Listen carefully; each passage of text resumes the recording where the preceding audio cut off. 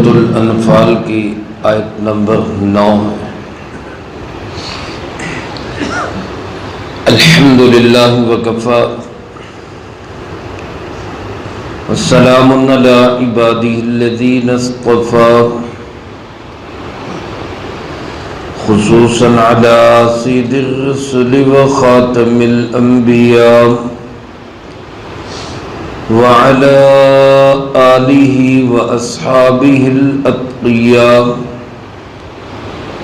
اما بعد فاعوذ باللہ من الشیطان الرجیم بسم اللہ الرحمن الرحیم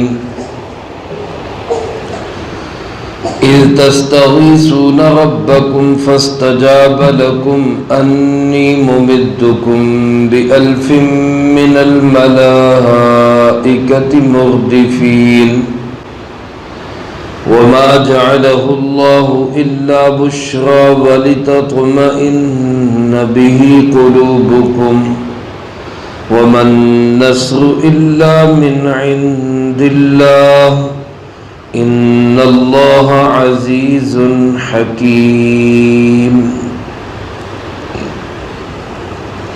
إذ تستغيثون ربكم جب تم مدد طلب کر رہے تھے اپنے پروردگار سے، فاستجاب لکم سو اس نے جلد ہی تمہاری فریاد کو قبول کیا، انی ممدکم بألف اور کہا کہ میں تمہاری مدد کر رہا ہوں 1000 من الملائکہ فرشتوں کے ساتھ، مردفین جو لگاتار آئیں گے، وما جعلہ اللہ الا بشرا اور اس عمل کو نہیں بنایا اللہ نے مگر بشارت، وَلِتَطْمَئِنَّ بِهِ قُلُوبُكُمْ اور تاکہ تمہارے دلوں کو اطمینان حاصل ہو، وَمَا النَّصْرُ إِلَّا مِنْ عِنْدِ اللَّهِ اور اللہ کے سوا کسی کی طرف سے کوئی مدد نہیں، ان اللہ عزیز حکیم بے شک اللہ ہی غالب ہے اور حکمتوں والا ہے۔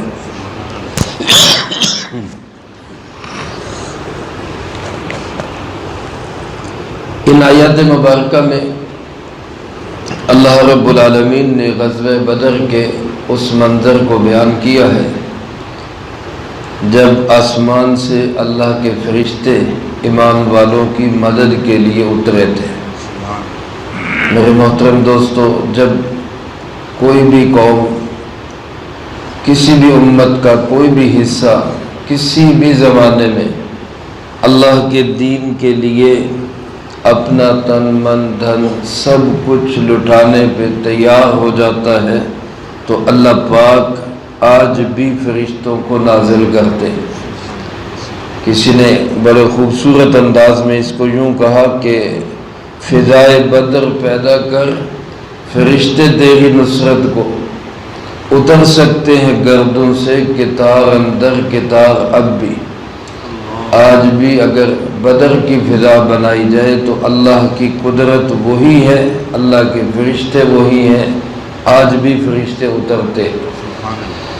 بعد وہ موقع تھا اللہ کے محبوب جناب محمد کریم خاتم النبیین صلی اللہ علیہ وآلہ وسلم نے حضرات صحابہ کرام رضی اللہ تعالی مجمعین کی صفیں درست کی۔ صحابہ بدر میں کتنے تھے؟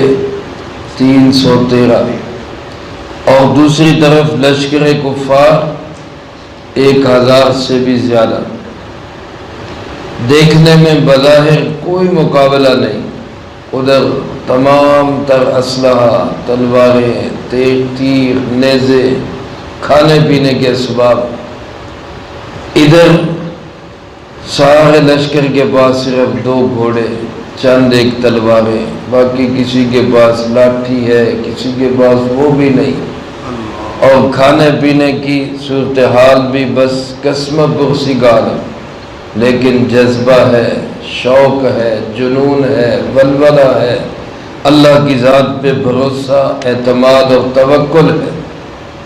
اللہ کے محبوب علیہ الصلوۃ والسلام اپنے چھپر میں، عریش میں اللہ تعالیٰ سے دعا کر رہے، اسی کو اللہ پاک نے یوں فرمایا اذ تستغیثون ربکم، جب تم اپنے رب سے فریاد کر رہے تھے۔ اللہ کے محبوب علیہ السلام فریاد کر رہے تھے اور صحابہ رضی اللہ تعالیٰ مجمعین اس فریاد پر آمین کہہ رہے تھے۔ اس لیے اللہ تعالیٰ نے جمع کا صیغہ بولا، تستغیثون، تم سب مدد طلب کر رہے تھے۔ تو جب امام یا مقتدی اور پیشوا دعا کرے اور مقتدی آمین کہے تو وہ سب کی ہی دعا ہوتی ہے۔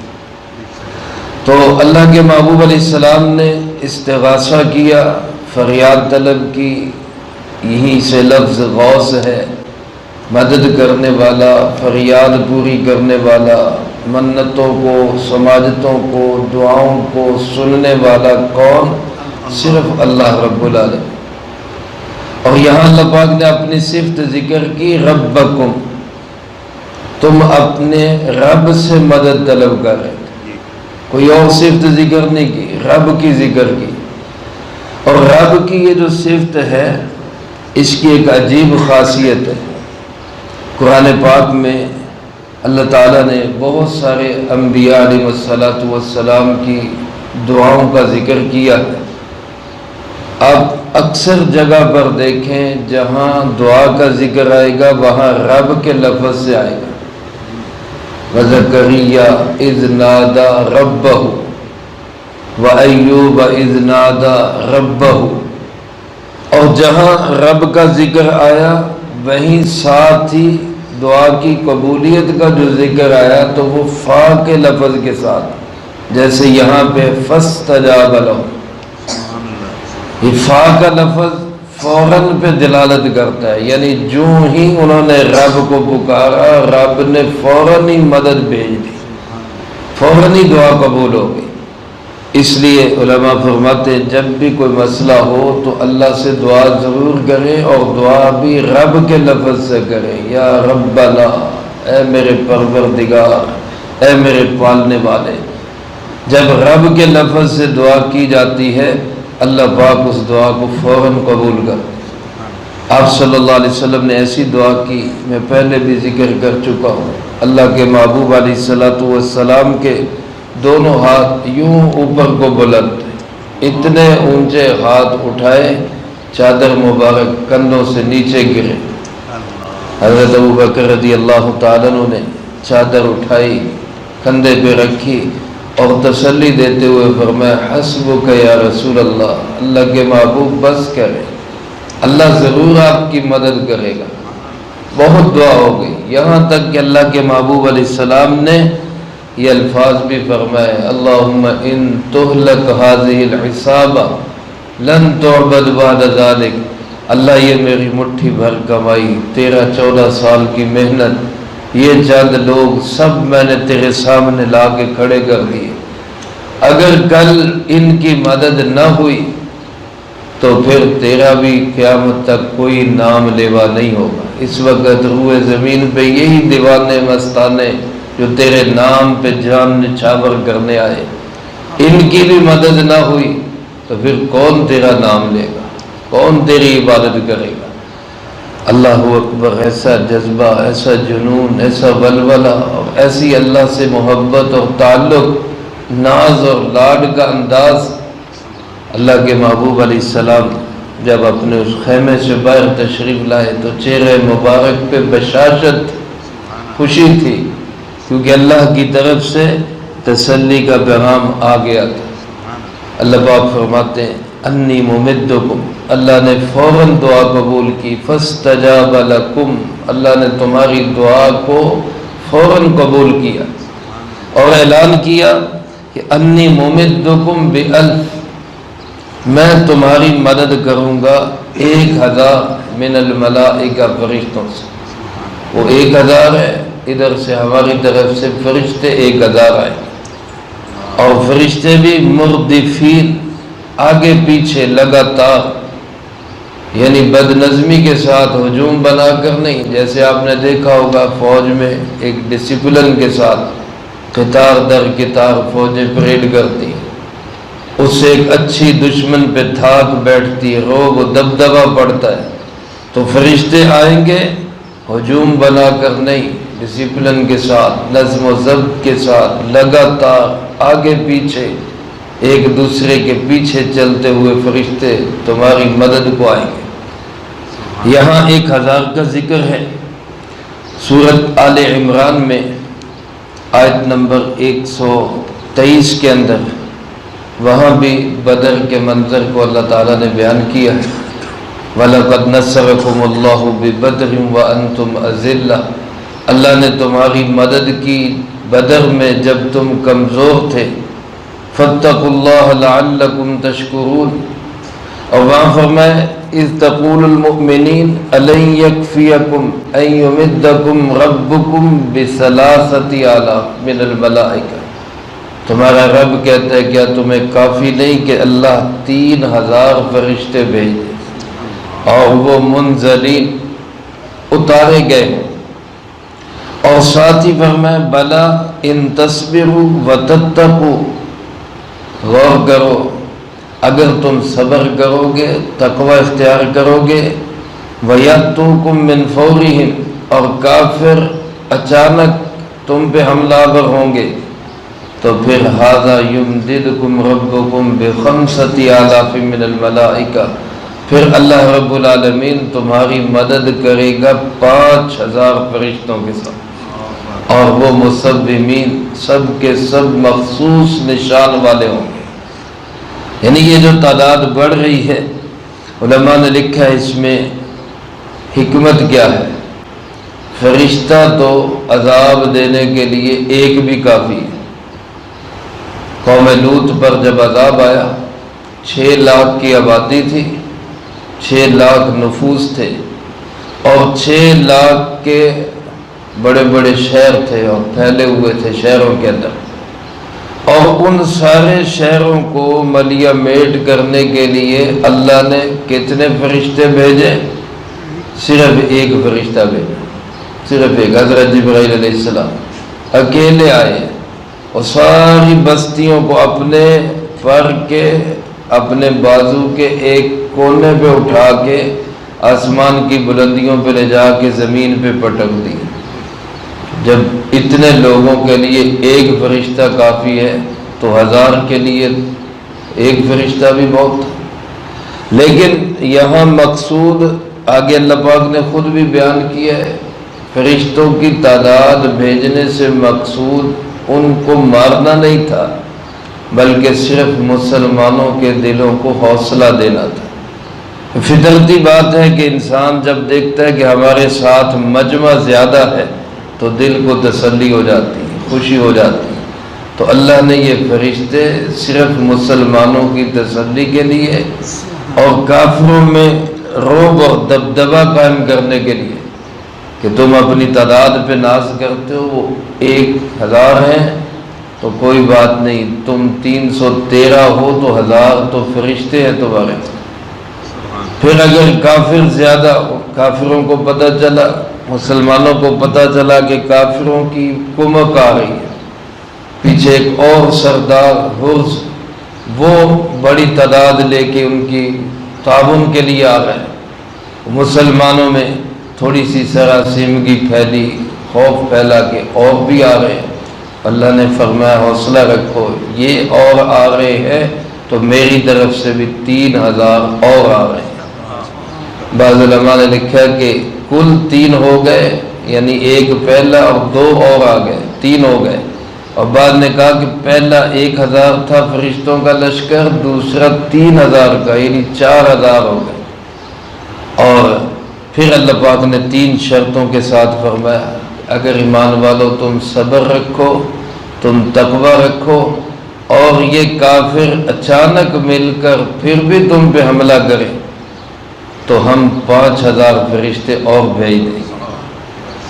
علماء نے لکھا ہے پہلی 2 شرطیں تو صحابہ میں تھی، صبر بھی تھا، تقوی بھی تھا، لیکن تیسری شرط کہ کافر اچانک حملہ کریں یہ چونکہ ہوا ہی نہیں تو 5000 فرشتے بھیجنے کی نوبت نہیں آئی، اس لیے 1000 اور 3000 سے ہی اللہ تعالیٰ نے ان کا کام مسلمانوں کی مدد و نصرت کر دی، کافروں کو شکست فاش دے دی۔ یہاں غور کرے تو فرشتوں کی مختلف جماعتوں کے لیے اللہ تعالیٰ نے مختلف لفظ ارشاد فرمائے۔ یہاں فرمائے 1000 فرشتے مردفین، لگاتار آگے پیچھے آنے والے، ڈسپلن کے ساتھ، نظم و ضبط کے ساتھ، کتاب در کتاب۔ اور 3000 کے ساتھ فرمایا منزلین، وہ فرشتے ہوں گے جو اسی کام کے لیے اتارے گئے ہوں گے۔ ابھی بھی فرشتے ہمارے دائیں بائیں موجود ہیں، زمین کا نظام چلانے کے لیے، ہمارے اعمال کی حفاظت کے لیے، خود ہمارے جسم کی حفاظت کے لیے۔ حدیث مبارک میں آتا ہے اللہ کے محبوب علیہ السلام نے فرمایا انسان کے ہر جوڑ پر اللہ تعالیٰ نے ایک فرشتہ حفاظت کے لیے مقرر کیا، حتیٰ کہ فرمایا کہ گلے کے اندر جہاں انسان کی سانس کی نالی بھی ہے، خوراک کی نالی بھی ہے، وہاں بھی فرشتہ مقرر ہے جو پانی کو، لقمے کو سانس کی نالی میں جانے سے روکتا ہے۔ اللہ نے ڈیوٹی لگائی۔ میرے محترم دوستو، منزلین کا مطلب یہ ہے کہ یہ جو فرشتے آئیں گے وہ یہ نہیں کہ انہی سے کام لے لیا جائے گا، بلکہ ان کو خاص طور پہ آسمانوں سے اتارا ہی بدر والوں کی مدد کے لیے جائے گا۔ منزلین، وہ اسی کام کے لیے آئیں گے۔ اور تیسری جگہ پہ 5000 کے ساتھ فرمائے مصومین، یعنی ان کے خاص نشان ہوں گے۔ جیسے ہمارے ہاں مخصوص وردیاں ہوتی ہیں، یہ ڈولفن ہے، یہ جناب پیرا ہے، یہ فلانی ہے، اور ہر ایک کی مخصوص وردیاں، مخصوص نشان۔ علماء نے لکھا ہے جو فرشتے بدر میں مدد اور نصرت کے لیے آئے تھے ان سب نے سفید پگڑیاں باندھی ہوئی تھی، اور جو فرشتے اللہ تعالیٰ نے حنین میں مدد کے لیے بھیجے تھے ان سب نے پیلے اور زرد امامے وہ باندھے ہوئے تھے، پیلی پگڑیاں باندھی ہوئی تھی۔ یہ خاص نشان تھا ان فرشتوں کا۔ تو بہرحال اللہ پاک نے فرمایا کہ میں تمہاری 1000 فرشتوں کے ساتھ مدد کروں گا، اور یہ جو فرشتوں کی مدد ہے وما جعلہ اللہ الا بشرا، اللہ پاک فرماتے ہیں یہ جو سارا کام ہوا ہے یہ صرف بشارت کے لیے، وَلِتَطْمَئِنَّ بِهِ قُلُوبُكُمْ، اور تاکہ تمہارے دل مطمئن رہے۔ علماء نے لکھا ہے فرشتوں نے آگے باقاعدہ جنگ نہیں لڑی، اکا دکا واقعات ہوئے جہاں فرشتوں نے بھی ضرب کا نشان فرشتوں کا بھی پایا گیا، لیکن وہ کوئی واقعہ ہے۔ عمومی طور پہ فرشتوں نے جنگ نہیں لڑی، صرف آ کے مسلمانوں کے دلوں کو حوصلہ دیا اور تسلی دی ہے کہ ہم تمہارے ساتھ ہیں۔ بعض جگہ پہ ایسا ہوا، آپ صلی اللہ علیہ وسلم کے چچا حضرت عباس رضی اللہ تعالیٰ، وہ ماشاءاللہ بڑا اونچا لمبا قد تھا ان کا، بڑے طاقتور انسان تھے۔ علماء نے لکھا ہے قوت طاقت اللہ نے اتنی دی تھی کہ 12 میل تک ان کی آواز جایا کرتی تھی۔ اندازہ کریں اس بندے کی طاقت کا جس کی آواز اتنی دور جا رہی ہے۔ لیکن ان کو گرفتار کس نے کیا؟ حضرت عبداللہ ابن مسعود رضی اللہ تعالیٰ، دبلے پتلے صحابی، چھوٹی چھوٹی پنڈلیاں اور ایک بالکل کمزور اور نحیف بدن، وہ گرفتار کر کے لا رہے ہیں۔ اب وہ اپنا کارنامہ بتا رہے ہیں، اللہ کے محبوب جی میں نے گرفتار کیا۔ حضرت عباس اپنی شرمندگی چھپا رہے ہیں، لوگ کیا کہیں گے، ایڈا پہلوان ہے، دیکھو قابو آ گئے۔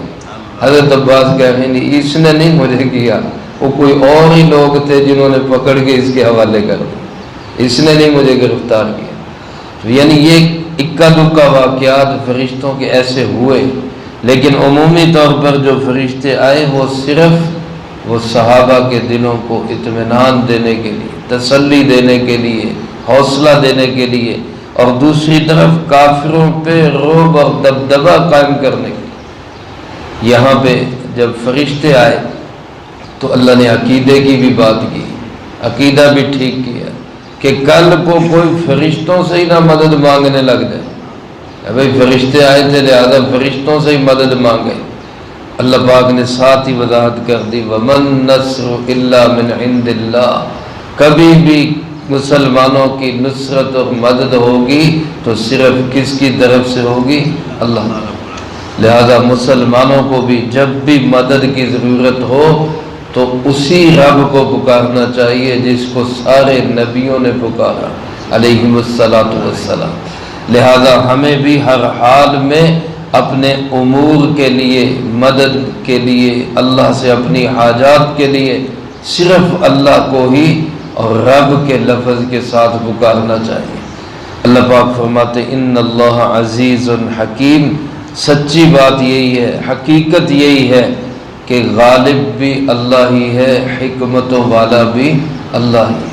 ایسے حالات بنا دینا کہ بظاہر شکست نظر آئے پھر اسی شکست کو فتح میں بدل دینا، یہ اس کی بے شمار حکمتوں کی طرف نشاندہی کرتا ہے.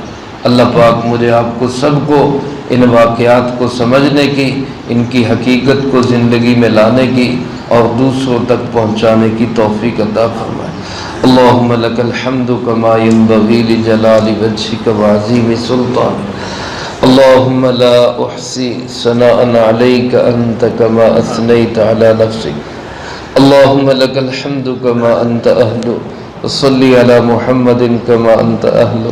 وافعل بنا ما انت اہل فإنك اہل التقوى واہل المغفرة. اللهم وفقنا لما تحب وترضى من القول والعمل والفعل والهدي والنية إنك على كل شيء قدير. اللهم ربنا آتنا في الدنيا حسنة وفي الآخرة حسنة وقنا عذاب النار. ربنا هب لنا من أزواجنا وذرياتنا قرة